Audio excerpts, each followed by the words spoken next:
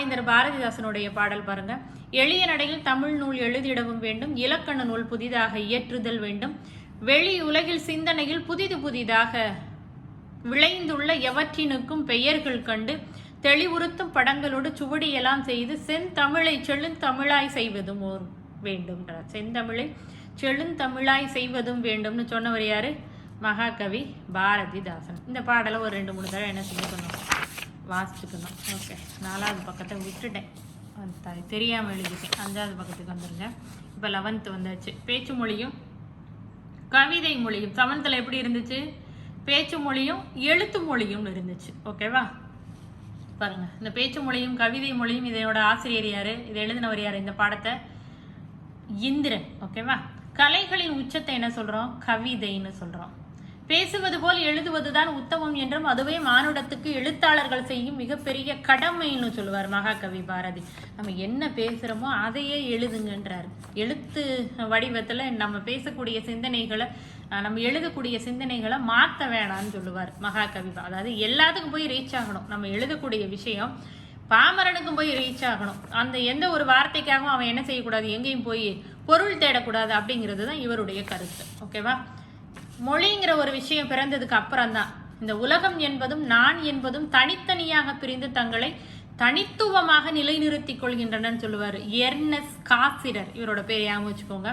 இவர் என்ன பண்றாருன்னா, மொழிங்கிற ஒரு விஷயத்தை நான் தெரிஞ்சுக்கிட்டதுக்கு அப்புறம் தான் இந்த உலகம் வேறு, இந்த உலகத்துல இருக்கிற நான் வேறு அப்படிங்கிற விஷயத்த நான் தெரிஞ்சுக்கிட்டேன். அது வரைக்கும் நான் அமைதியாகத்தான் இருந்தேன். ஏன்னா மொழியினுடைய கூறுகளும் மொழியினுடைய அழுத்தமும் எனக்கு புரிஞ்சதுக்கு அப்புறம் தான் எவ்வளவு என்னால் முடியுமோ அவ்வளவு தூரம் என்னுடைய மொழியினுடைய தன்மையை நான் பிரித்து பார்த்தேன். இந்த உலகத்தை நான் ரசித்து பார்த்தேன் அப்படின்னு சொல்லுவார். யாரு? Very good, Ernst Cassirer. Okay, super. அடுத்தது பாருங்களேன், மொழியை நம்ம எப்படி வெளிப்படுத்துகிறோம்? ஏற்றம் இருக்கணும், இரக்கம், உச்சரிப்பு, வேகம், நிதானம், திரும்ப திரும்ப சொல்றது, இடையில் கொடுக்கக்கூடிய மௌனம். இதுதான் மொழி வெளிப்பாட்டினுடைய பகுதிகள்.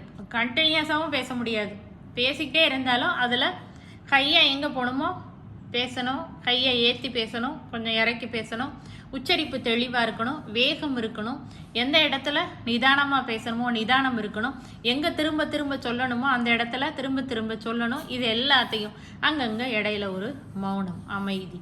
ஓகேவா? இதுதான் மொழி வெளிப்பாட்டினுடைய பகுதிகள். சில பேர் வேகமாக பேசுவாங்க, சில பேர் பேசுகிறதே புரியாது, அவங்களோட உச்சரிப்பு தெளிவு இருக்காது. ஓகேவா?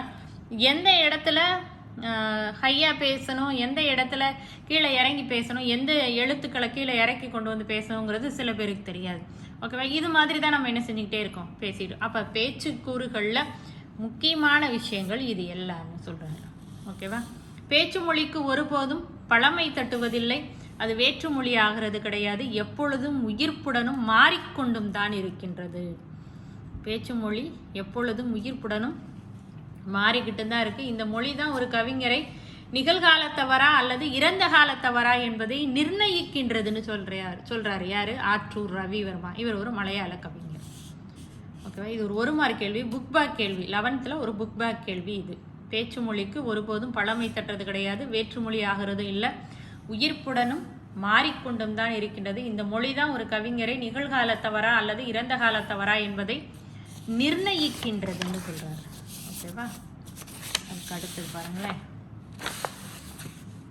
இதுல 3 கவிஞர்கள் பத்தி பேசுவாங்க இந்த பாடத்துல. வால்ட் விட்மன், கவிஞர் மல்லார்மே, பாப்லோ நெரூடா. இவங்க எல்லாருமே வெளிநாட்டுக்காரங்க. ஓகேவா? வால்ட் விட்மன் நமக்கு தெரியும், புதுக்கவிதை இயக்கத்தினை தோற்றுவித்தவர். இவரை தான் ஃபாலோ பண்ணி பாரதி வசன கவிதை எழுதியிருப்பாரு. ஓகேவா? புதுக்கவிதை இயக்கத்தை தோற்றுவித்தவர் யாருன்னா இவர் தான்.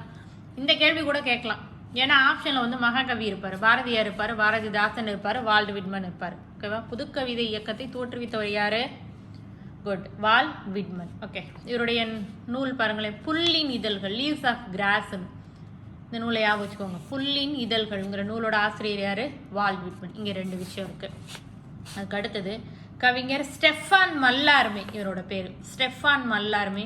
இவரை புரிந்து கொள்வதன் மூலம் எதை புரிந்து கொள்ள முடியும்? குறியீட்டியத்தை புரிந்து கொள்ள முடியும். அதனாலதான் இந்த மல்லார்மேவை என்ன சொல்லுவாங்கன்னா குறியீட்டு கவிஞர்னு சொல்லுவாங்க. ஏதாவது ஒரு குறியீட்டு பொருளை வச்சுதான் இவர் என்ன சொல்ல வர்றாரு அப்படிங்கிற விஷயத்தையே எக்ஸ்பிளைன் பண்ணியிருப்பாரு.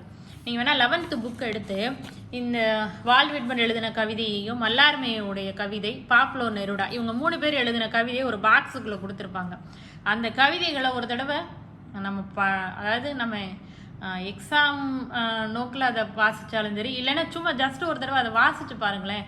அந்த கவிதையை வந்து எவ்வளோ அழகாக அவங்க எழுதியிருக்கிறாங்க அப்படிங்கிற ஒரு விஷயத்தை நம்மளால் தெரிஞ்சுக்க முடியும். அதாவது நண்பர்கள் பற்றின ஒரு விஷயத்தை வந்து இவர் கொடுத்துருப்பாரு. தோற்காத பெரு நகரம் ஒன்று கண்டேன், அன்பு என்ற ஒன்றை தவிர வேறொன்று எதையுமே நான் அங்கே பார்த்ததே இல்லை, அதுதான் நண்பர்கள் நகரம்னு சொல்லி வால்ட் விட்மனுடைய கவிதை தொடங்கும். ரொம்ப அழகாகவே இருக்கும். ஓகேவா? அப்போ இவங்க எழுதின இந்த 3 கவிதையையும் அந்த பேச்சு மொழியும் கவிதை மொழியுங்கிற பாடத்தில் கொடுத்துருப்பாங்க. அதை எடுத்து ஜஸ்ட் ஒரு தடவை ரீட் பண்ணி எல்லாருமே ரீட் பண்ணி பார்ப்போமே. ஓகேவா? அதனால குறியீட்டு கவிஞர்னு கேட்டால் யார் தான்? இந்த மல்லார்மே தான், ஸ்டெஃபான் மல்லார்மேயரோட பேர். அடுத்து முக்கியமானது பாப்லோ நெருடா 1971 அந்த வருஷம் இலக்கியத்திற்கான நோபல் பரிசு இவர் வாங்கியிருப்பார். பாப்லோ நெருடா 1971 இலக்கியத்திற்கான நோபல் பரிசு. ஓகேவா? இந்த 3 பேரை பற்றி முடிஞ்சு. அதுக்கு அடுத்தது இந்திரன், இந்த லெசனோட ஆசிரியர் இந்திரன் பார்த்தோம்ல, அவரை பற்றின ஒரு சில விஷயம் பாருங்களேன்.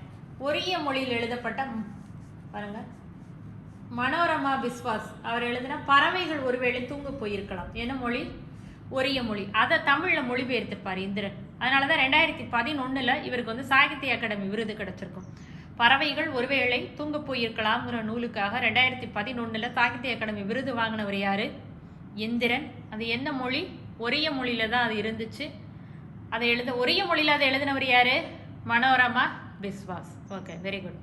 அப்போ அதுக்கப்புறம் அவரை பற்றின விஷயங்கள், அந்த இந்திரன் எழுதின கவிதைகள் ஒன்று இருக்குது, 2 இருக்குது பாருங்களேன். முப்பட்டை நகரம், சாம்பல் வார்த்தைகள், சாம்பல் பட்டை அப்படியாக வச்சுக்கோங்க.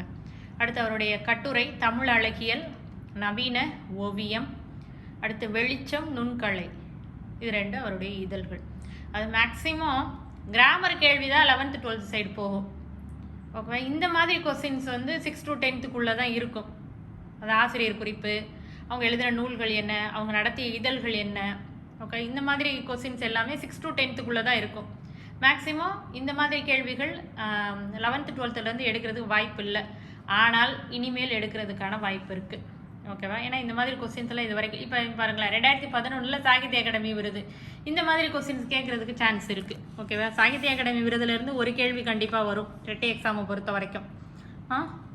அப்போ 6 to 12th வரைக்கும் யார் யாரெல்லாம் சாகித்ய அகாடமி விருது வாங்கியிருக்கா, யாருடைய பெயரெல்லாம் அங்கே இருக்குது அப்படின்னு ஒரு ரெஃபரன்ஸ் எடுத்தாலேவும் சாகித்ய அகாடமி விருது அது நிறையா ஒவ்வொரு வருஷமும் வாங்கியிருக்காங்க. ஆனால் 6 to 12th வரைக்கும் இருக்கக்கூடிய பாடப்பகுதிகளுக்குள்ளே யார் யாரெல்லாம் கொடுத்துருக்கா அப்படிங்கிற விஷயத்தை நம்ம தெரிஞ்சுக்கிட்டோம்னா இதிலேருந்து ஒரு கேள்வி கேட்குறதுக்கு சான்ஸ் உண்டு. ஓகேவா? புரியுதா? அப்போ பேச்சு மொழியும் எழுத்து மொழியும் பேச்சு மொழியும் கவிதை மொழியும் 7th 12th 7th 11th கொடுத்துருக்கேன். ஓகேவா?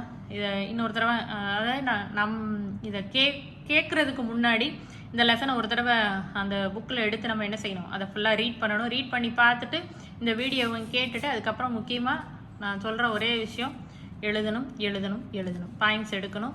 பாயிண்ட்ஸ் எடுத்ததை திருப்பி நம்ம என்ன செய்யணும், ரீகால் பண்ணி பார்க்கணும். ஓகே, இதில் நான் சொன்ன விஷயங்கள் உங்களுக்கு தெளிவாக இருந்துச்சா, இல்லை இன்னும் எலாபரேட்டாக இன்னும் விளக்கமாக சொல்லணுமா, இல்லை நான் சொல்கிறது எதுவுமே புரியலையா, நீங்கள் பேசுகிறது ஒன்றுமே விளங்கலை அப்படின்னு எந்த விஷயம்னாலும் சரி கமெண்ட் பாக்ஸில் போடுங்க. ஓகே, நன்றி.